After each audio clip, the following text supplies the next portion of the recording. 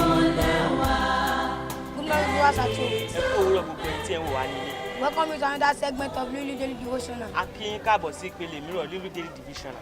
My own name is Bola Takoro Japhet. Orúkọ tèmi ni Brother Alade Uriel. This morning, Ní òwúrọ̀ yìí, we have brought before you a ti mú wá sí iwájú yín a divine message from our Lord Jesus Christ, ọ̀rọ̀ ìmísí láti ọ̀dọ̀ Jésù Kristi Olúwa wa wá and it is titled, tí a pe àkọlé rẹ̀ ní Take Control, Gba ìṣàkóso, Take Control, gba ìṣàkóso, Take Control. gba ìṣàkóso. I'll be taking my text from the book of Joshua, A ó máa fi ìdí àkọlé náà múlẹ̀ láti inú ìwé Joshua. Joshua chapter 1 from verse 1 to 5. Ìwé Joshua orí kìíní láti ẹsẹ̀ kìíní títí dé ẹsẹ̀ karùn-ún It reads thus. tí ó sọ báyìí wípé Now after the death of Moses, the servant of the Lord, it came to pass that the Lord spake unto Joshua, the son of Nun, Moses' minister, saying, Moses my servant is dead. Now therefore arise, go over the Jordan, thou and all these people, unto the land which I do give them, even to the children of Israel. Every place that the sole of your foot shall tread upon, that I have given unto you, as I said unto Moses, from the wilderness and this Lebanon, even unto the great river, the Euphrates, all the land of it is, and upon the great sea toward the going down of the sun shall be your coast. There shall not be any man be able to stand before thee all the days of thy life. As I was with Moses, so I will be with thee. I will not fail thee, nor forsake thee. One of the basic requirements ọ̀kan lára àwọn ohun àmúlò for anyone fún ẹnikẹ́ni who wants to be successful in life tó bá fẹ́ ṣe àṣeyọrí nínú ayé. is to have confidence in God-given abilities. Ó ní láti ní ìgboyà nínú Ọlọ́run nípa agbára ẹ̀bùn fúnfúnni A rẹ̀. speaker without confidence Sọ̀rọ̀sọ̀rọ̀ tí kò bá ní ìgboyà cannot be able to convince people with his words. kò lè yí ọkàn ènìyàn padà pẹ̀lú ọ̀rọ̀ rẹ̀. A prophet without confidence Wòlíì Ọlọ́run tí kò ní ìgboyà cannot deliver God's message. kò lè jíṣẹ́ Ọlọ́run.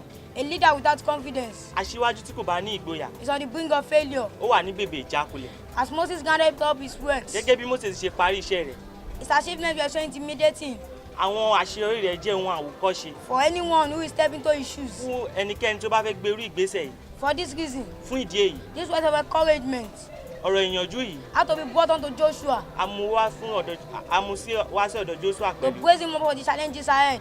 láti mú ọkàn rẹ̀ le fún àwọn ìdojúkọ tí ó wà níwájú rẹ̀. God is also encouraging you today Ọlọ́run gba ẹ́ níyànjú ní òní to take a step of faith láti gbé ìgbésẹ̀ ìgbàgbọ́ and move ahead on the journey of life. àti láti tẹ̀síwájú nínú ìrìnàjò ayé. For those that believe in God, Nítorí náà àwọn tó gbàgbọ́ nínú Olúwa nothing is impossible. kò sí ohun kan tí ó ṣòro ṣe fún Don't wọn. be intimidated by anything, Má jẹ́ kí ohun kankan kó dí ẹ lọ́wọ́ because one with God is majority. nítorí ẹni tó bá ní Ọlọ́run ó ní ohun gbogbo. Romans 8:31 said, Ìwé Rome 8:31 ó sọ wípé what then shall we say?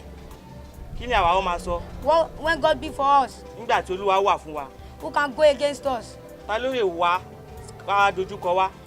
God called Joshua after the death of Moses Ọlọ́run pe Joshua lẹ́yìn ikú Mósè. and told him to be courageous Ó ní kó ní ìgboyà and be brave. kó dẹ̀ ní ìgboyà púpọ̀ pẹ̀lú. I'm telling you this moment that Mo ń sọ fún yín ní wákàtí yìí pé if you are sure you want to take control, ẹ bá mọ̀ pé ẹ fẹ́ gba ìṣàkóso you must be bold and courageous. ẹ gbọ́dọ̀ ní ìgboyà nínú Ọlọ́run. For this is brethren, Fún ìdí èyí ará, I beseech you to say after me. mo ń rọ̀ yín ará kẹ́ ẹ wí tẹ̀lé mi. Omnipotent God, Ọlọ́run ayérayé o, thank you for your words of ó encouragement. ṣe fún ọ̀rọ̀ ìyànjú rẹ. I shall record great achievements Èmi á ṣe àkọsílẹ̀ rere nípa ọ̀rọ̀ rẹ with confidence in your words in Jesus' name. pẹ̀lú ìgboyà nínú ọ̀rọ̀ rẹ ní orúkọ Jésù Kristi. Amen. Àmín.